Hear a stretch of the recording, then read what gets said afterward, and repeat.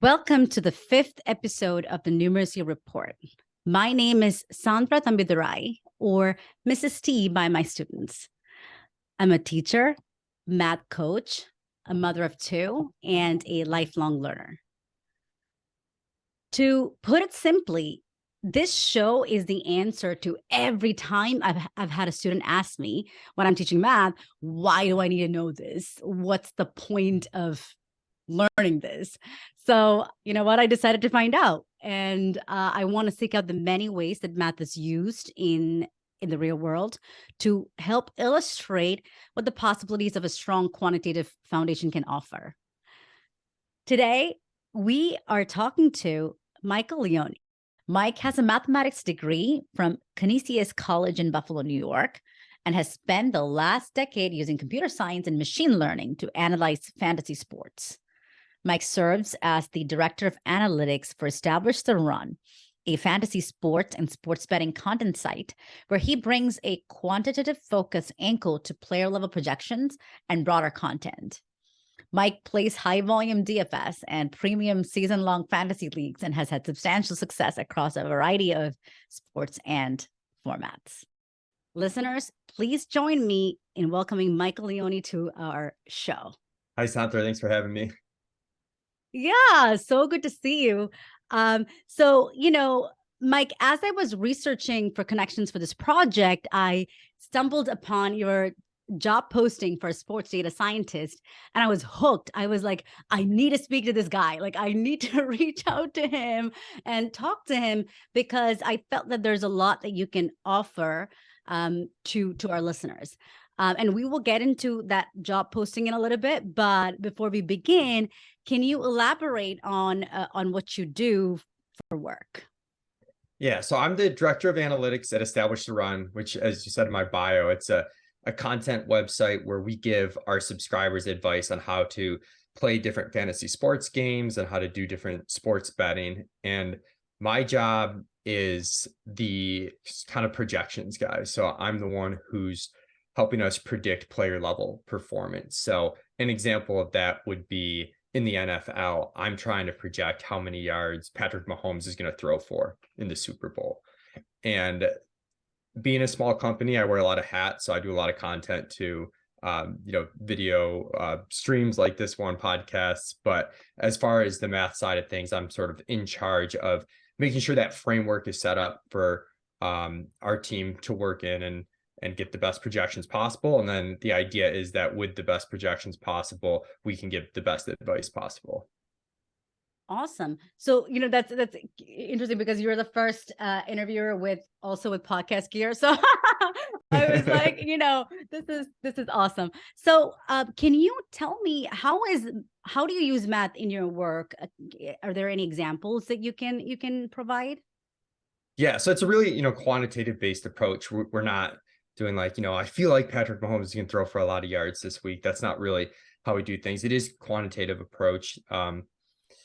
So some of the things that we're looking at, like that I learned from school, for example, is understanding the issues and impact of different sample sizes on things, because we need to figure out, sports is a really noisy area, and we got to figure out where the signal is. So understanding sample sizes is really important. So if we're projecting, Patrick Mahomes passing yards, again, going back to that example in the Super Bowl, we kind of need to have a baseline level of where his talent is, and we get that by understanding, his previous sample sizes and understanding regression to the mean and those sorts of concepts.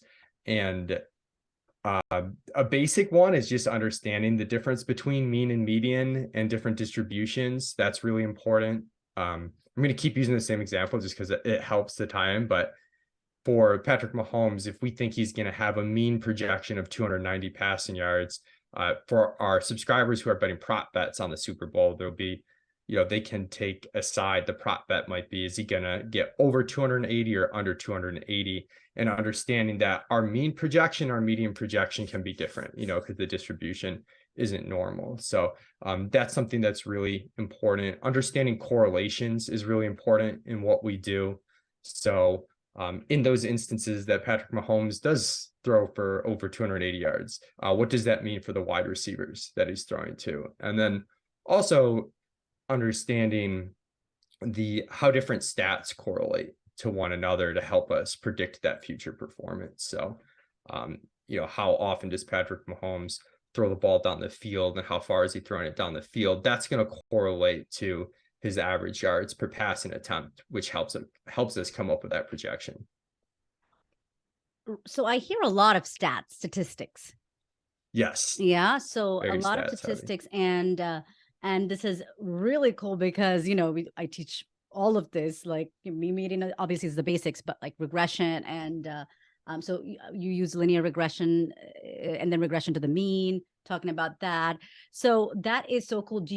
What kind of software do you use to analyze the data? Yeah, so I code primarily in Python.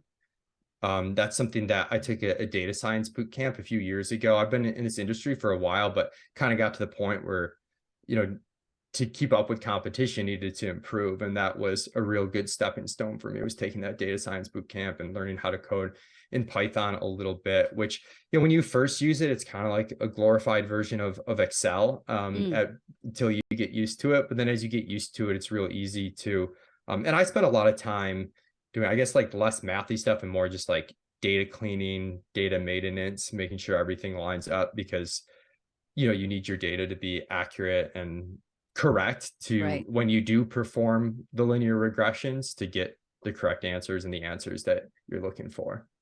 Yeah, so that leads me to this question that I wanted to ask you, which is, um, were you always interested in sports? How did you get into this field? Yeah, I was always interested in sports growing up. I played a ton of sports, a huge sports fan, loved sports trivia as a little kid. And I think I played my first fantasy baseball league when I was in grade school. So it was something I was always into, in the stats side of things. And then somewhat separately, I was just kind of good at math. And in college, I switched my major a few times, really didn't know what I wanted to do. And Didn't we all? essentially, yeah, it was, but yeah, essentially wound up with math as my major simply because I was good at it. And, Yeah, yeah. I figured it was applicable to a lot of different fields, which it is. And I could figure it out later, if I had sort of that math background. So I got the math degree. And then I had told you when we talked before, but it's somewhat cliche, but I read the book Moneyball by Michael Lewis, which is for people not familiar, it's a popular book about how statistics became really important in Major League Baseball, particularly a GM for the Oakland Athletics named Billy Beane. So this was a really popular book at the time, and that kind of got me really excited to sort of bridge sports and math. And from there, I found a fantasy baseball website, just a small website. I started writing for them and using stats to kind of aid my writing. It was a very stats driven website, so that's how I got started. Right, and so you started writing for them, and so you saw that you could use your love for sports and your love for math and bridge the two and make a career out of it. So why did you decide to? And I think you had mentioned a little bit before, the reason you took that boot camp is you felt you needed to improve your skills to kind of stay ahead in the prediction area. So I think that is very hopeful for people and students to see that you don't necessarily need to always just go by one path. You can take your passions and bridge them together and see where it takes you, right? So I love your Yeah. story, Mike. Yeah. I think that's especially the case now. There's so many, different avenues to kind of teach yourself on the side where you don't necessarily need a formal degree in computer science, which I don't have, in order to perform data science. Obviously, having the math background is very helpful on a high level, but yeah, and it's I mean, every business is in, I hate the word analytics sometimes because it's such a catch-all word. It gets thrown out almost too frequently, but every business uses analytics to make Mhm. decisions now. There's very few decisions that are doing things completely off of field, completely off of qualitative information. Most places avenues are taking a quantitative approach. So that can be applied to like literally anything wherever your passions are, which is nice because it's really malleable. It's really analogous to different fields, and you can switch to seemingly like completely different fields if you have that approach and mindset. And on the coding side of things too, that's getting easier. It seems, there's so many good resources. Like I said, I'm self-taught, and So the did you I did you do any computer science at all? Did you do any coding before your Python boot camp? I didn't do any coding in college. Oh. You know, maybe just fooling around with like stuff here and there, like a little bit, but I didn't take any classes on it. Really hadn't done much. But I mean, some of it just persistence in it. And if you have the math background, you sort of understand and can visualize the problem you're trying to solve. And if you have a really good grasp of the problem you're trying to solve, at that point, Google's your best friend. You can figure out the answer is out there somewhere. You can find it. So sites like Stack Overflow, and I mean, Chat GPT now Oh my has some gosh. crazy stuff where if you weren't that good of a coder, but if you know what you're trying to accomplish and you know it's feasible, you can type it in there and get a pretty good response. That'll help the learning curve on that side of things pretty quickly. Yeah, so I took a computer science course when I was a junior in college, and I was like, I really loved it and I did so well with it. But I thought at that time, I was like, oh, but this is too late for me to take any computer science. Like, oh, I'm like, this Mhm. is my junior year of college, so I can't really take, computer science. Like I need to, and my major was statistics and math. And, at that time I thought it was too late, but it's I think very important for people to realize that it's never too late, and it's never like if you like something, you can learn that, and yeah, I love it. And this actually comes to like the job posting that I was talking to, but I'm actually going to pull it up really quick.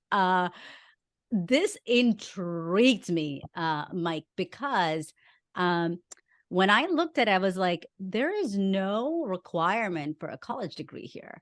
So, like that, and if you, I'm going to just pull it up, like, see mathematician with coding skills, preferably in Python, interest in fantasy football. And you asked a few questions that you wanted candidates to reply, figure out and reply to you about. So I wanted to ask you, why was that job posting like that? So there are a few reasons why it was like that. First of all, like, I'm self-taught. I don't necessarily, tick all the boxes on a resume myself. So, not expecting that of the people that apply. And in our industry specifically, it's really the most important thing is getting to the right answers. We're trying Mm, to predict sports, and we're trying to do it in a way that, we and our customers can profit off of, and we can develop different applications off of. So the most important thing is getting to the right answers. How we get there, we're not the most traditional of companies. We don't need to follow a certain, preset path to get there. The most important thing is that we get there. So obviously, a college degree in certain schools, they look good on a resume. And I'd be lying if, I didn't say that didn't impact me a little bit when I'm taking in the applications. But ultimately, it makes most sense for us to give a set of questions, and then we mm, can see, can you actually solve these questions? We get a sense of how you think. I always felt like when I was coming up, when I was straight out of school, it was hard for me to apply for jobs because like I felt like many jobs I could do them if you gave me the chance. I felt like I had the good problem solving mindset, but it's hard to show that, in a meaningful way. You're sort of just hoping people trust you on that front. So this is an avenue for people to actually show us, if you're really good at problem solving and you can get to the right answers and do it in a really thoughtful, unique, creative manner, it gives them the chance. And then also just from a logistical standpoint, it does filter out candidates that who maybe aren't super serious in terms of applying because they're not going to take the time to answer the questions. right. So yeah, the reason why this intrigued me is because I feel like this is the future of jobs, especially considering the cost of higher education in this country. And this is coming from somebody who's been in the system. I've gotten my bachelor's in stats and math. I've done my master's in education, and I did really well, like, in during that time. But I think when you the I think it's getting to a point where if you open up the talent pool, and have people, especially look for people who are passionate in your industry, right? And see if they have the skills for it. It will definitely improve your talent pool. Do you feel like your field is growing? Are you seeing enough talent for this? And do you think opening that up like that is helping you out for your talent pool? Yeah, I think so. It does. I mean, honestly, people want to work in sports. Like they have a passion for that. So on that front, we definitely have a lot of enthusiastic people apply. Where it gets difficult sometimes, specifically for like fantasy sports Mm, industry, is a lot of these really sharp people they're probably going to make more money if they go the finance route or something mm. versus the sports world, with a smaller startup type company. So sometimes that part is a challenge, but we do get pretty good applicants, and they're really enthusiastic, and people, I mean, a lot of people's dreams is to work in sports in some capacity, and the advent sort of the sports analytics movement has created more paths for people to do that. Awesome. That's really awesome. I really, I definitely learned quite a lot. And I think, my listeners, have learned quite a lot from you also. Before, we wrap up, I always like to ask this question. Um, do you have anything to say to any teacher who has has a great impact on your life?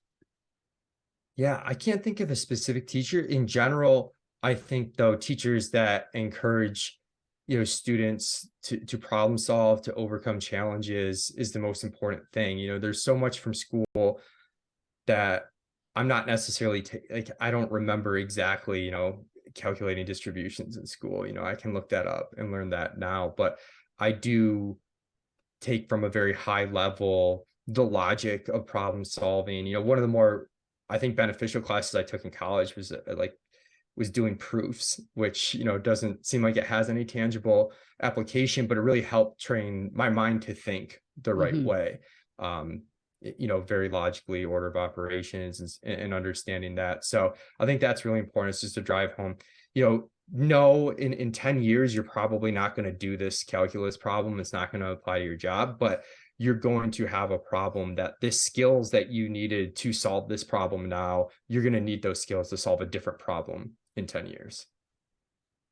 That is, it's amazing you said that because I have a student who is doing proofs now, and I've been telling the same thing to him, and he's really into sports. And I'm telling him, I know you might not need to know the definition of an angle bisector, in 10 years, but it is the reasoning, you can use this to argue with your sister and your and your mom, these are reasoning skills that you're developing. So I'm going to show this to him, and I'm going to tell him, hey, listen, Hopefully it helps. look at who's been in the industry is saying, if you like sports and if you're interested in it and you want to work in that industry, check out what this accomplished man has to say to you. So I love that. I'm going to use that for sure. So Awesome. yeah. So great. I definitely learned so much from you, Mike, and I always have a good time chatting with you. And I know uh, I can share this with the world, and somebody somewhere will be impacted by this. So I really thank you for your time, and I wish you continued success in your industry, and I really hope you find that sports fan who can help establish the run, get better at predicting player level performance. Yeah, I appreciate that. Thanks so much for having me on. I think what you're doing is really cool. So it's excited to, kind of help out in the beginning. I know you're a few episodes in, so it'll be fun to watch it grow. Awesome, awesome. Thank you so much. Thank you so much, Mike. Thanks, Santra. Listeners, I hope you enjoyed this conversation just as much as I did. If you know anyone who is passionate about the way math is used in their work, whether it's yourself or someone you know, please reach out to me. Details are on my website, numeracycoach.com.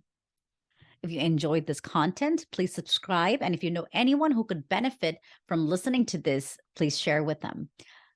Until next time, adios.